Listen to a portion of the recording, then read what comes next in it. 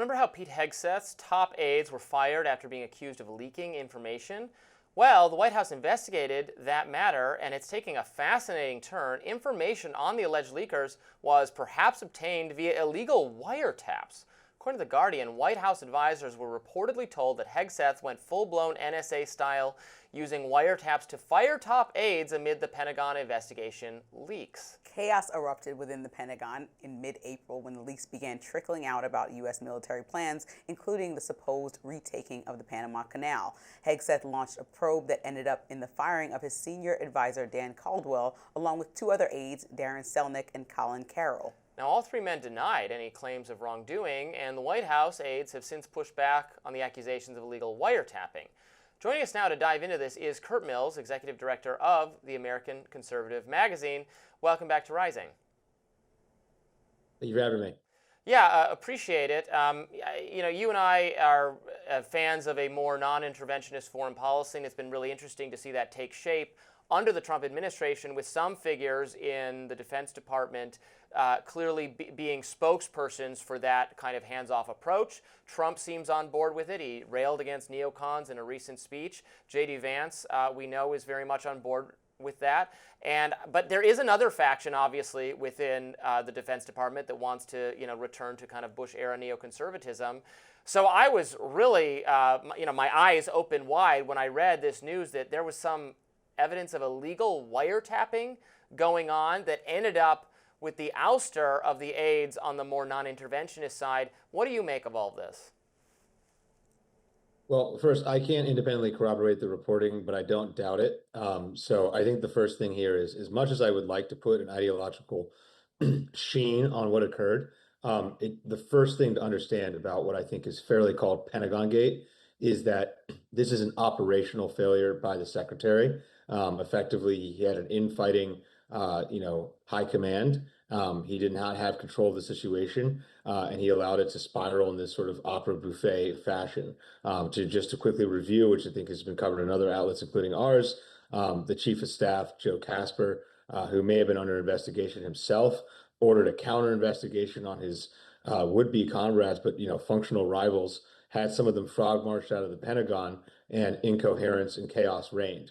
From there, I think ideology started mapping onto it, where Hegseth and the remaining sort of rump state within the upper echelons of the Pentagon drew neoconservative support such as Senator Tom Cotton of Arkansas and other various groups within Washington. And it was a sort of retroactive justification for what occurred.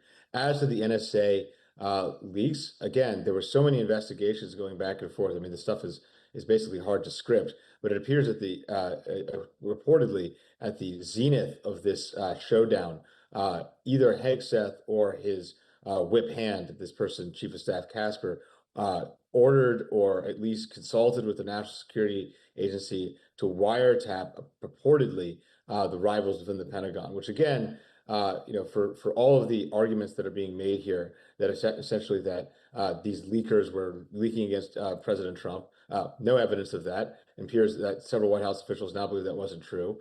And then secondly, that they were fighting the so-called deep state, meanwhile calling up, if anything is the deep state, is the National Security Agency of Snowden fame. Yes. I mean, it is just putting rich the explanation that is going on here. And I think the brass tacks is, look, it's the president's decision, but you have somebody in charge of the Pentagon who, perhaps not terribly surprisingly, is not up to the job. What do you think, Curt, that this moment reveals about some possible internal fractures within the Trump administration? Well, sure. I mean, I think, it's interesting because the Pentagon Gate itself occurred before this sort of warp speed month in which Trump has pivoted on Middle East policy.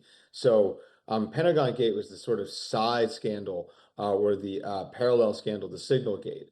And of course, Signal Gate was ushered in by former NSA Mike Waltz, or at the time NSA Mike Waltz, and Hegseth was also involved. And the reality is, if there hadn't been strikes on the Houthi rebels in Yemen, which, in my view, were wholly elective and at the service of a foreign power, there wouldn't have been any of these scandals. I mean, it's a counterfactual, but it's hard to prove. The Yemen panic caused both the ouster of Waltz and may yet cause the ouster of Hegseth. Meanwhile, in the last 28 days since May 1, since Walz's ouster, you have seen the effective. I mean, look, he's Secretary of Defense, but he's heading to Singapore today. What particularly is going on in Singapore? I mean, maybe a huge China fight's about to happen and we don't know about. But all of the action is in Europe, in the Middle East right now, and I think you have effectively a sideline Secretary of Defense.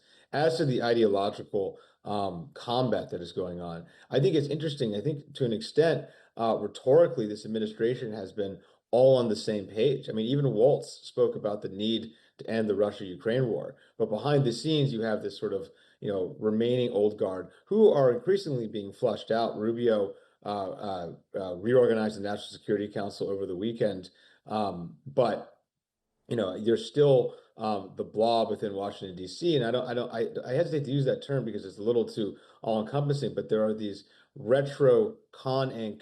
Neoconservative establishment organs that still want to impress its will on this administration. Probably most prominently the Wall Street Journal editorial board, which again is wailing today about the course the White House is taking. You mentioned the events over the course of the last month, which have been very dramatic in terms of Trump really leaning into this, again, non-interventionist or whatever you want to call it, ideology with respect to Middle East policies and so on. Do you think neoconservatives who still exist in the administration, I mean, I don't know, is Rubio still one of them? He, as recently as 2 years ago, he was, I think, having the exact same ideological views that he's had for years and for even decades, but now he's being viewed as one of the more successful operators within the Trump administration. And Trump obviously doesn't operate primarily on the level of ideology, right? He has other considerations, and ideology is kind of a background. I suspect J.D. Vance operates on a slightly more ideological level, at least. Do you think they're like biding their time and they think, that some Trump people will burn? I mean, Hegseth himself is one of the more scandal-plagued members of the administration. He could go be replaced by someone who also looks good on TV and has a totally different ideology, and then they'll be back in power.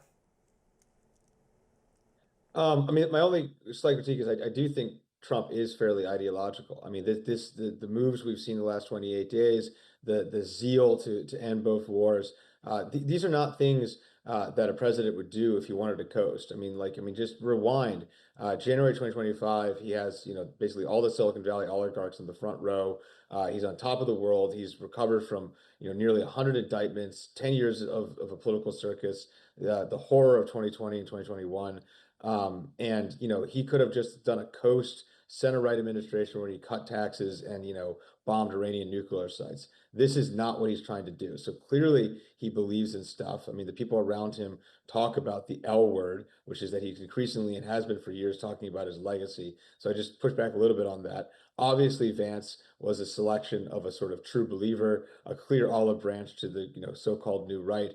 That's not in dispute. As to the other ones you flagged, I mean, look, I think Rubio himself has done a bit of an ideological volte-face. That's not really in dispute. But I think he is a very effective operator, and as you said, and he's very, very competent. What he actually believes, I'm not sure how relevant it is at this particular juncture because he has staffed a State Department that is teeming with this kind of perspective, and I think that's 90% of the way there and being relevant to what we're discussing. As to the other players, again, I think they are careers that are in mid-level positions that don't have as high a profile, but more importantly, I think they're the organs of conservative Inc. The Wall Street Journal editorial board, what remains of National Review, et cetera, et cetera, et cetera, and most notably the Senate GOP. Congress still exists, and they are trying to remind the president of that. But I think it is a showdown. They are not going to win. Yeah, we'll have to stay on top of this. Curt Mills, thank you so much. British journalist Tommy Robinson walks free from prison and thanks Elon Musk for his early release. That's next.